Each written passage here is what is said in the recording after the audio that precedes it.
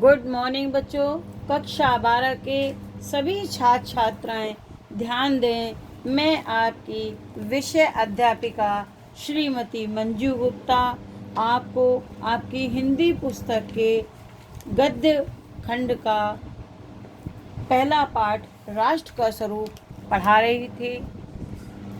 किसी राष्ट्र के निर्माण के लिए 3 तत्वों की आवश्यकता होती है: भूमि, जन और संस्कृति। भूमि का महत्व अपने स्थान पर है, जन का अपना, और मुख्य संस्कृति। आज इसका तीसरा अंग का संस्कृति को मैं पढ़ाने जा रही हूँ। ये जो पैराग्राफ है, इस पैराग्राफ से बच्चों कई पैराग्राफ बनते हैं और ये संस्कृति बहुत इम्पोर्टेंट है। बोर्ड परीक्षा में इस संस्कृति से आशा रहती है कि लगभग 70% कहो राष्ट्र के स्वरूप के संस्कृति अंग से ही आपसे पूछ लिया जाए, इसलिए आप इसको ध्यान से समझें, पढ़ें और फिर मैं जो प्रश्न पूछूं उसके उत्तर दें। राष्ट्र का तीसरा अंग जन की संस्कृति है। मनुष्यों ने युगों युगों में जिस सभ्यता का निर्माण किया है वही उसके जीवन की श्वास प्रश्वास है। श्वास प्रश्वास माने सांसों का आवागमन। लेखक कहते हैं कि भूमि और जन के पश्चात राष्ट्र का तीसरा अंग संस्कृति है। संस्कृति के विषय में वर्णन करते हुए लेखक कहता है, मानव सभ्यता का निर्माण संस्कृति के माध्यम से राष्ट्र का निर्माण होता है। इसका निर्माण मनुष्य द्वारा अनेक युगों से दीर्घकाल से किया जा रहा है और वह उसके जीवन में उसी प्रकार अनिवार्य अंग है जिस प्रकार मनुष्य के लिए श्वास प्रश्वास अनिवार्य है, श्वासों का लेना और छोड़ना अनिवार्य है, उसी प्रकार राष्ट्र के लिए संस्कृति भी अनिवार्य है। बिना संस्कृति के जन की कल्पना कबंध मात्र है। कबंध बिना धड़ के मस्तिष्क, उसको कबंध कहते हैं। लेखक कहता है कि संस्कृति मनुष्य का मस्तिष्क है और बिना संस्कृति के मनुष्य के जीवन का संचालन नहीं होता। संस्कृति ही जन का मस्तिष्क है। बिना संस्कृति के जन की कल्पना कबंध मात्र है, संस्कृति ही जन का मस्तिष्क है। मनुष्य के जीवन में मस्तिष्क सर्वाधिक महत्वपूर्ण अंग है, क्योंकि मानव शरीर का संचालन और नियंत्रण मस्तिष्क के माध्यम से ही होता है। मस्तिष्क की मृत्यु होने पर व्यक्ति मृत मान लिया जाता है, अर्थात अगर उसका दिमाग काम करना, उसकी इंद्रियां काम करना बंद कर देती हैं तो वह मृत मान लिया जाता है। भले ही उसका शरीर भली भांति कार्य करता रहे और वह जीवित भी हो, लेकिन अगर मस्तिष्क काम नहीं करता तो वह मृत्यु के समान है।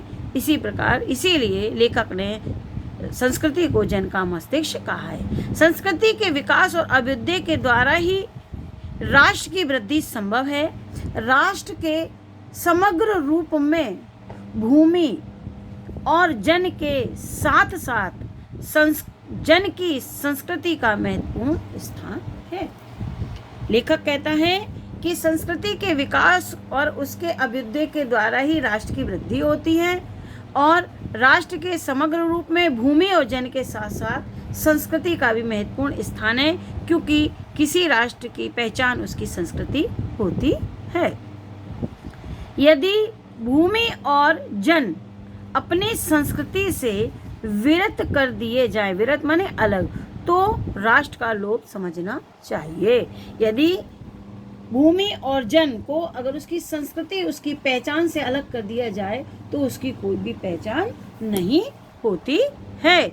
इसीलिए उन्होंने कहा है कि भूमि और जन को यदि अपनी संस्कृति से अलग कर दिया जाए तो राष्ट्र का लोप समझना चाहिए। अंडरलाइन यहाँ से है, जीवन के विटप का पुष्प संस्कृति है।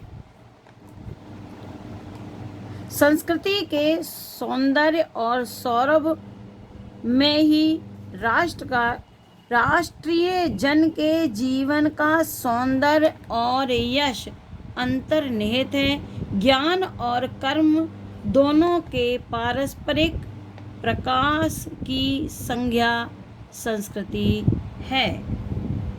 अब देखिए, समझिए, जीवन के विटप का पुष्प संस्कृति है। संस्कृति के सौंदर्य और सौरभ में ही राष्ट्रीय जन के जीवन का सौंदर्य यश अंतर्निहित है। ज्ञान और कर्म दोनों के पारस्परिक प्रकाश की संज्ञा संस्कृति है। लेखक कहते हैं संस्कृति और मनुष्य एक दूसरे से के पृथक होने के साथ साथ एक दूसरे के लिए अनिवार्य रूप से हैं। कहा गया है कि जीवन के वृक्ष का फूल ही संस्कृति है, और अर्थात समाज में ज्ञान और ज्ञान के प्रकाश के लिए कर्तव्यों के सम्मिश्रण से जो जीवन शैली उभरती है, जो जीवन शैली का निर्माण होता है या सभ्यता विकसित होती है, वही संस्कृति है। तो ज्ञान के माध्यम से जो उसने अर्जित किया, कर्म के माध्यम से जो उसने निर्माण किया, दोनों के प्रकाश की संज्ञा ही संस्कृति है। भूमि पर बसने वाले जन ने ज्ञान के क्षेत्र में जो कुछ सोचा, कर्म के क्षेत्र में जो रचा, दोनों के रूप में हमें राष्ट्रीय संस्कृति के दर्शन होते हैं। जीवन के विकास की युक्ति ही संस्कृति के रूप में प्रकट होती है। प्रत्येक जाति अपनी अपनी विशेषताओं के साथ इस युक्ति को निश्चित करती है और उससे प्रेरित संस्कृति का विकास करती है। इस दृष्टि से प्रत्येक जन की अपनी अपनी भावना के अनुसार पृथक पृथक संस्कृतियां राष्ट्र में विकसित होती हैं, परंतु सबका मूल आधार पारस्परिक सहिष्णुता और समन्वय पर निर्भर है। लेखक कहना चाहता है कि विभिन्न प्रकार की संस्कृतियां देश में निर्भर होती हैं, लेकिन उनका मूल जो है वो समन्वय, सहनशीलता और सहयोग की भावना उनमें निहित रहती है और वे राष्ट्र के विकास के विषय में सोचते हैं। बच्चों, ये पैराग्राफ यहीं तक है। कुछ क्वेश्चन है जिसे मैं आपको बता रही हूँ, जिसे आपको करना है। वे इस प्रकार हैं। गद्यांश के पाठ और लेखक का नाम लिखिए। ऊपर दिया हुआ है। रेखांकित अंश की व्याख्या कीजिए। रेखांकित अंश की व्याख्या मैंने आपको समझाई थी। भूमि और जन के पश्चात राष्ट्र के किस तीसरे अंग पर इस गद्यांश में लेखक ने विचार किया है? सीधा सा है कि भूमि और जन के पश्चात लेखक ने राष्ट्र के तीसरे अंग संस्कृति पर विचार किया है। संस्कृति धरती के जन, अगला क्वेश्चन है, संस्कृति धरती के जन का किस रूप में अभिन्न और अनिवार्य अंग है? संस्कृति धरती के जन का किस रूप में अभिन्न और अनिवार्य अंग है? उत्तर लिख देंगे। संस्कृति धरती पर निवास करने वाले जन का उसी प्रकार से अनिवार्य अंग है जिस प्रकार से जीवन के लिए श्वासें अनिवार्य हैं। अगला प्रश्न है, बिना संस्कृति के जन की कल्पना कबंध मात्र है। इस पंक्ति का भाव स्पष्ट कीजिए।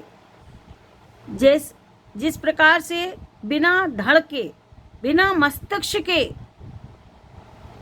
शरीर की कल्पना नहीं, व्यक्ति की कल्पना नहीं की जा सकती है, इस प्रकार कबंध मात्र माने मस्तिष्क तो है, शरीर नहीं है, तो उस व्यक्ति का कोई महत्व नहीं है। उसी प्रकार से बिना संस्कृति के जन की कल्पना करना भी कबंध मात्र है। जीवन के विटप का पुष्प संस्कृति है। इस पंक्ति के माध्यम से लेखक क्या कहना चाहते हैं? उत्तर लिखेंगे। जीवन के विटप का पुष्प संस्कृति है। इस पंक्ति के माध्यम से लेखक कहना चाहते हैं कि जीवन रूपी वृक्ष का फूल संस्कृति है, अर्थात किसी समाज के ज्ञान और कर्म के आलोक पर किए गए कर्तव्यों के मिश्रण से जो जीवन शैली का निर्माण होता है या जो सभ्यता विकसित होती है उसे संस्कृति कहते हैं। बच्चों, ये क्वेश्चन यहीं तक अपनी कॉपी में कर लीजिएगा, आगे कल पढ़ाएंगे। Thank you.